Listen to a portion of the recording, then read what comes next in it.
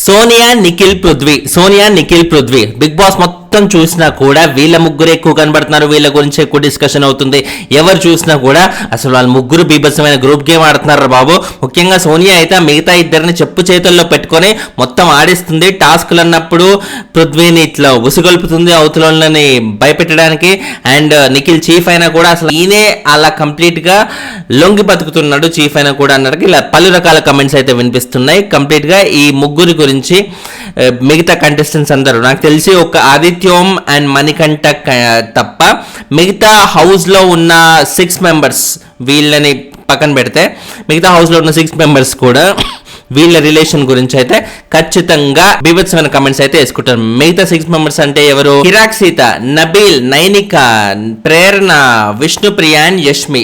ఇంట్లో ఉన్న ఒక మణికంఠ అండ్ ఆదిత్యం తప్ప మిగతా ఆరుగురు కూడా వీళ్ళ ముగ్గురు గురించి బీభత్సంగా ఇదే మైండ్ లో పెట్టేసుకొని అసలు వీళ్ళు కంప్లీట్ గా గ్రూప్ గేమ్ ఆడుతున్నారు. అందరిని డామినేట్ చేస్తున్నారు. మిగతా ఎవరిని హౌస్ లో అసలు ఉండనిట్లేదు. ఫుల్లీ డామినేటింగ్ గా ఉంటూ ఒక్కొక్కరిని అలా టార్గెట్ చేస్తున్నారు అన్నట్టుగా అయితే బాగా కమెంట్లు అయితే వినిపిస్తున్నాయి. వీళ్ళిద్దరు అసలు వీళ్ళ గ్రూప్ అనేది విడిపోవాలి, ఎలాగైనా విడగొట్టాలన్నట్టుగా ఒక్కొక్కరు అలా కుళ్ళుకొని ఆ రేంజ్ లో వీళ్ళ ముగ్గురు గురించి అయితే మాట్లాడుకుంటున్నారు. సో వీళ్ళ గురించి ఇంతగా మాట్లాడుకుంటున్నారంటే మరి బయట పబ్లిక్ లో వీళ్ళ గురించి ఏమైనా బీభత్సమైన పాజిటివిటీ ఉందా?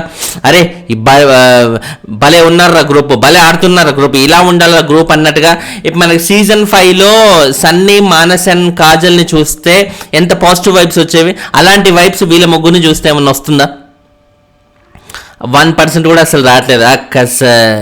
సన్నీ, కాజల్ అండ్ మానస్ వాళ్ళ గ్రూప్ ఎక్కడ, వీళ్ళ గ్రూప్ ఎక్కడ, అసలు సంబంధమే లేదంటారా బాబు అనే ఫీలింగ్ అయితే ఎవరికైనా ఈజీగా వచ్చేస్తుంది. సో బేసిక్గా వీళ్ళ గ్రూప్కి ప్రస్తుతం బాగా నెగిటివిటీ ఉంది తప్ప 1% ఆఫ్ పాజిటివిటీ కూడా లేదు. ఈవెన్ దో వాళ్ళ గ్రూప్లో నిఖిల్ లాంటి ఒక మంచి స్ట్రాంగ్ కంటెస్టెంట్, ఒక మంచి స్ట్రాంగ్ కంటెస్టెంట్ అంటే ప్రీ ఎగ్జిస్టింగ్ ఓట్ బ్యాంక్ ఉంది కాబట్టి ఆయన స్ట్రాంగ్ అయ్యాడు. అంతేగాని బిగ్ బాస్కి వచ్చి స్పెషల్గా ఆయన ఎర్న్ చేసుకున్న ఫ్యాన్ ఫాలోయింగ్ కానీ ఇంకోటో కానీ అసలు ఏమీ లేదన్నమాట.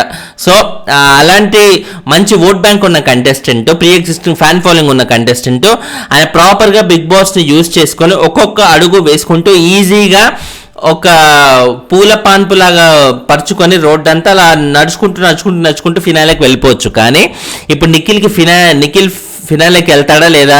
ఇప్పుడు చూస్తుంటే ఓవరాల్ సిచ్యుయేషన్స్ అన్ని నిఖిల్ ఫేస్ చేస్తున్న సిచ్యుయేషన్స్ కానీ ఆయన ఎదుర్కొంటున్న అభియోగాలు కానీ ఆయన గురించి పక్కోళ్ళు మాట్లాడుకుంటున్న విధానం కానీ ఇలా ఏవి చూసినా కూడా నిఖిల్ మీద ప్రస్తుతానికి ఆ వైబ్ అయితే లేదు. ఫినాలేకి వెళ్ళేంత వైబ్ లేదు. మధ్యలోనే వెళ్ళిపోతాడేమోరా అనే ఫీలింగే వస్తుంది. ఎందుకు వచ్చింది ఇంత? ఎందుకంటే స్టార్టింగ్లో చూసుకుంటే నిఖిల్ బాగా ఏదైనా సిచ్యువేషన్ ఉంటే రియాక్ట్ అవ్వడం, ఒక లీడర్షిప్ క్వాలిటీస్ లాగా ఆయన ఎబిలిటీ ప్రతి చోట ఉండేలా చూసుకోవడం, తన ఇంపాక్ట్ ప్రతి చోట కనబడేలా చూసుకోవడం అనేది చాలా ప్రయత్నించేవాడు. బట్ ఎప్పుడైతే సోనియాతో రచ్చలాగా మొదలవుతుందో, సోనియా వర్సెస్ నిఖిల్ అన్నట్టుగా స్టార్ట్ అయిందో ఫస్ట్ వీక్లో, ఓహో ఇవేం మన ఏషాలు ఏం వర్కౌట్ అయ్యేలా లేదు, ఈ పిల్ల చాలా స్ట్రాంగ్గా మాట్లాడుతుంది, ఇంత స్ట్రాంగ్గా ఇంత లాజికల్గా మాట్లాడే అమ్మాయితో మనకెందుకు లేరా రొచ్చు, అండ్ పైగా ఏదో స్టాంప్ వేయాలని చూస్తుంది కన్నడ బ్యాచ్ అన్నట్టుగా. కన్నడ బ్యాచ్ అని ఒక్కసారి స్టాంప్ వేస్తే లాస్ట్ సీజన్లో స్టార్మా బ్యాచ్కి ఎలాగైతే నెగిటివిటీ వచ్చిందో ఆ కైండ్ ఆఫ్ స్టాంప్ ఈసారి కూడా వేసేస్తే మాకు కూడా అదే కైండ్ ఆఫ్ నెగిటివిటీ వస్తుంది. నిఖిల్ ఇప్పుడు దూరంగా ఉండడం అంటే సోనియాకి అలాంటి రప్చర్స్ అన్నిటికీ నాకెందుకురా బాబు అని వాటికి దూరంగా ఉంటూ సోనియాకి దగ్గరగా ఉండడం మొదలుపెట్టింది. సోనియాకి దగ్గరగా ఉండడం వల్ల ఇప్పుడు ఏమైంది, సోనియా వర్సెస్ నిఖిల్ అన్నప్పుడు ఏ రేంజ్ వైబ్ అయితే వచ్చిందో ఆడియన్స్కి, ఎస్ ఈ సీజన్ అదిరిపోతారా అన్నట్టుగా అనుకున్నారో, ఇప్పుడు ఆ వైబ్ అనేది లేదు. సోనియా వర్సెస్ నిఖిల్ అన్నట్టుగా ఎక్కడన్నా మనకి కనబడుతుందా? లేదు. వాళ్ళిద్దరి మధ్య ఒక బాండింగ్ లాగే, అంటే ఆ బాండింగ్లో ఎటువంటి నిజాయితీ లేకున్నా కూడా కేవలం ఇప్పుడు నిఖిల్ ఏమో సోనియాతో ఎక్కడ లొల్లు అవుతుంది, అనవసరంగా పెద్ద ఇష్యూ చేస్తుంది పిల్ల, ఎందుకురా ఆయన చుప్చాప్గా ఫ్రెండ్గా ఉందామని స్ట్రాటజీ ప్రకారంగా ఆయన ఫ్రెండ్షిప్ మెయింటైన్ చేస్తుండు. సోనియా కూడా నిఖిల్తో నేను లొల్లి పెట్టుకుని బాగా ఫేమస్ అవ్వచ్చు అనుకుంటే ఇప్పుడు ఈ పిల్లోడేమో నాతో లొల్లికి ఇంట్రెస్ట్ చూపించలేడు. సరే ఇప్పుడు ఆయన పాపులారిటీని నేను వాడుకుంటూనైనా నేను పక్కోళ్ళ మీదకి నన్ను ఉసిగొలిపితే తద్వారానైనా నాకు కొంచెం ఎక్కువ రోజులు ఉండే అవకాశం వస్తుంది కదా. పైగా నిఖిల్ ఎలాగో ఓట్ బ్యాంక్ ఉంది కాబట్టి ఆయన ఫ్యాన్స్ అందరూ ఆయన నామినేషన్స్లో వెళ్ళినప్పుడు నాకు ఓటేస్తారు అంటూ ఇలా సవాలక్ష లాజికల్తో ఆమె కూడా సోనియా కూడా నిఖిల్తో ఫ్రెండ్గానే ఉంటుంది. సో వీళ్ళిద్దరిది ఒక స్ట్రాటజికల్ ఫ్రెండ్షిప్, గేమ్ కోసం ఏర్పడిన బంధం తప్ప ఎటువంటి నిజాయితీ 1% కూడా లేని ఒక రిలేషన్ సోనియా అండ్ నిఖిల్. కానీ బయట చూసే వాళ్ళకి అక్కడ ఉన్న కంటెస్టెంట్స్కి ఏమనిపిస్తుంది, అబ్బా ఇంత క్లోజ్ అయిపోయారు, అబ్బా వాళ్ళ బాండింగ్ ఏర్పడి మొత్తం అందరినీ డామినేట్ చేస్తుండ్రు అది ఇది అన్నట్టుగా అయితే అనుకుంటున్నారు.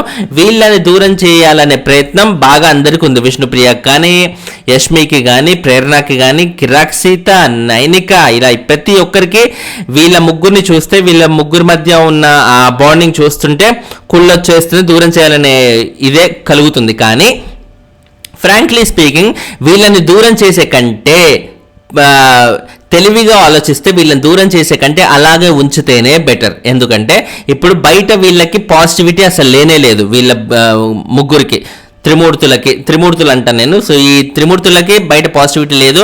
అండ్ మోరోవర్ నిఖిల్ సపరేట్గా ఉన్నప్పుడు బీభత్సంగా ఆడేశాడు. బీభత్సంగా ఫస్ట్ 3-4 డేస్ నిఖిల్ అసలు నిఖిల్ మజాక అన్నట్టుగా ఉండేది ఆ గొంతు కానీ ఆయన లీడర్షిప్ క్వాలిటీస్ కానీ అన్ని. కానీ ఎప్పుడైతే సోనియా వాళ్ళలో పడిపోయాడో, సోనియాతో ఫ్రెండ్షిప్ అంటూ తిరిగాడో, అప్పటి నుంచి ఆయనలో ఉన్న ఆ మాస్ యాంగిల్ పోయి కంప్లీట్ క్లాస్ యాంగిల్ వచ్చేసింది అనమాట. చేతిలో కొడవలిపోయి రోజా పువ్వు వచ్చేసింది. సో ఈ రోజా పువ్వు నిఖిల్ చేతిలో ఎవరు భరించలేకపోతున్నారు. అక్కడున్న తోటి కంటెస్టెంట్సే కాకుండా బయట ఆడియన్స్ కూడా భరించలేకపోతున్నారు.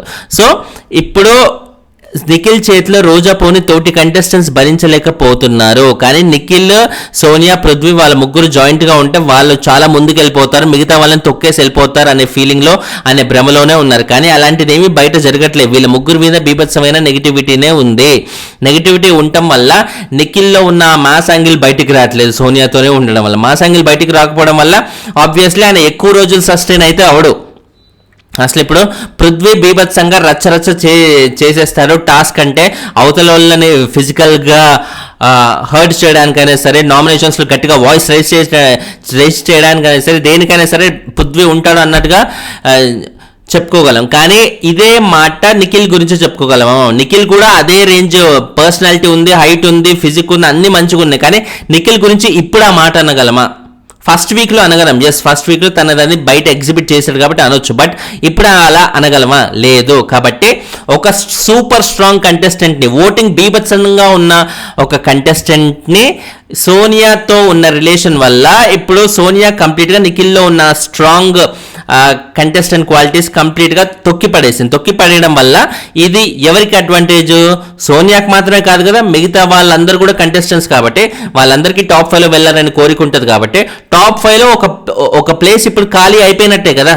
నిఖిల్ అక్కడికి వెళ్ళలేడేమో అనే ఒక ఫీలింగ్ అయితే వచ్చేసింది కదా.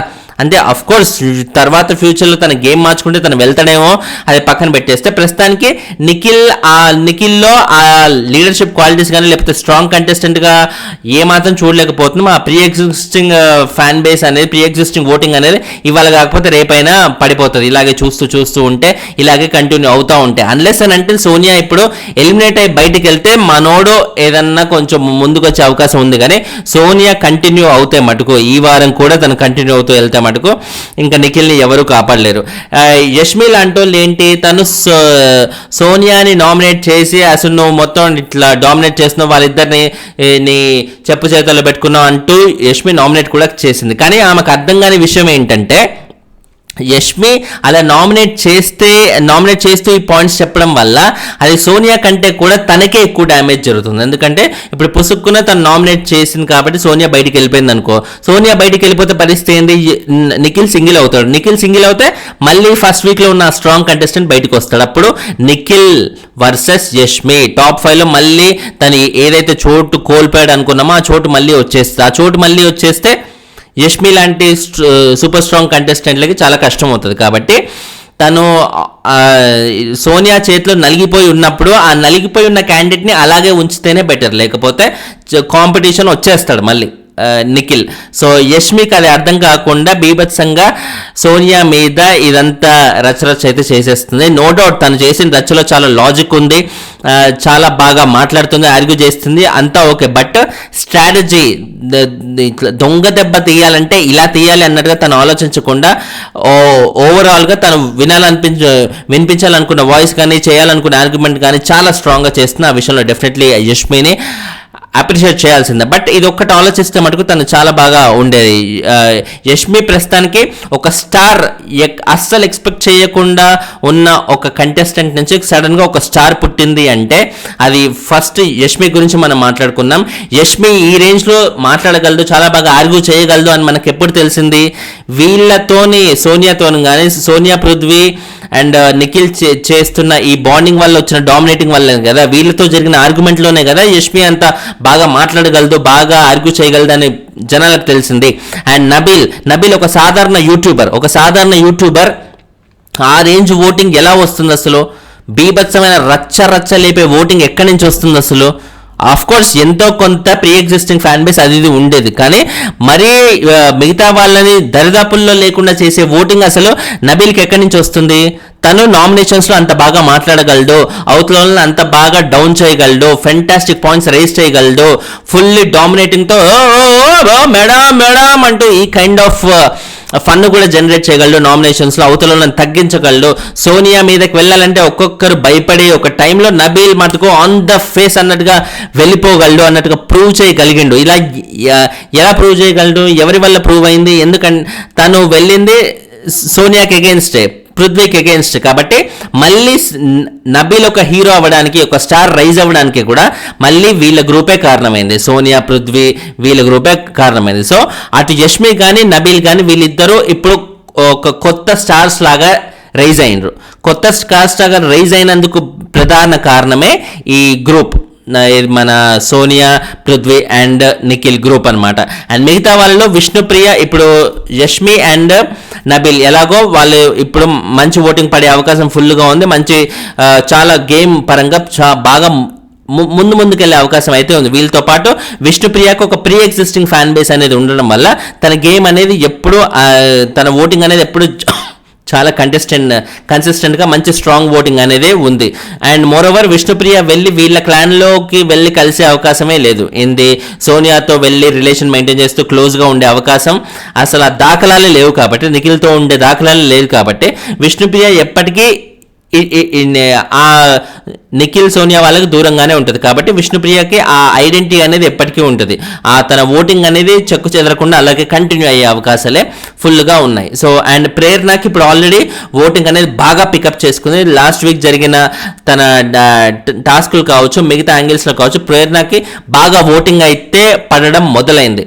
సో అది ఆ ఓటింగ్ కూడా ఎందుకు పడుతుంది? మళ్ళీ వీళ్ళే కారణం. సోనియా పృథ్వీ వీళ్ళు చేసిన రచ్చ ఫిజికల్గా పృథ్వీ ఆడిన విధానం అన్న మాటలు ఇవన్నీ మళ్ళీ ప్రేరణకి ఆ విధంగా కలిసి వచ్చాయి. అండ్ పృథ్వీ అన్న మాటలు, పృథ్వీ అలా ఎందుకన్నా ప్రేరణ, దానికి కారణం ఎవరంటే సోనియా పృథ్వీని పంపించడం వల్లే, ఉసుగొల్పడం వల్లే మళ్ళీ అది జరిగింది. సో ఏ విధంగా చూసుకున్నా కూడా పృథ్వీ, సోనియా, నిఖిల్ అనే ఈ గ్రూప్ వల్ల, వీళ్ళ ముగ్గురి వల్ల ఇంతమంది స్టార్స్ ఒక్కొక్కరుగా పైకి ఎదుగుతూ ఉండరు. నబీల్, యష్మి, విష్ణుప్రియ అండ్ ప్రేరణ నలుగురు ప్రస్తుతానికి వీళ్ళ గ్రూప్ వల్లే హైలైట్ అయ్యారు. నైనిక కూడా సైలెంట్గా ఉండే నైనిక ఇప్పుడు తను మాట్లాడగలదు, గట్టిగా వాయిస్ రేజ్ చేయగలదు అన్నట్టుగా కూడా మనం నిన్న నామినేషన్స్లో చూసాం. అది కూడా మళ్ళీ వీళ్ళ గ్రూప్ వల్ల వచ్చిన ధైర్యమే అనమాట. సో ప్రస్తుతానికి నైనికని పక్కన పెట్టినా కూడా ఖచ్చితంగా పాయింట్అవుట్ చేయాల్సిన కంటెస్టెంట్స్ అయితే నబీల్, యష్మి, విష్ణుప్రియ అండ్ ప్రేరణ. వీళ్ళలో సూపర్ స్ట్రాంగ్గా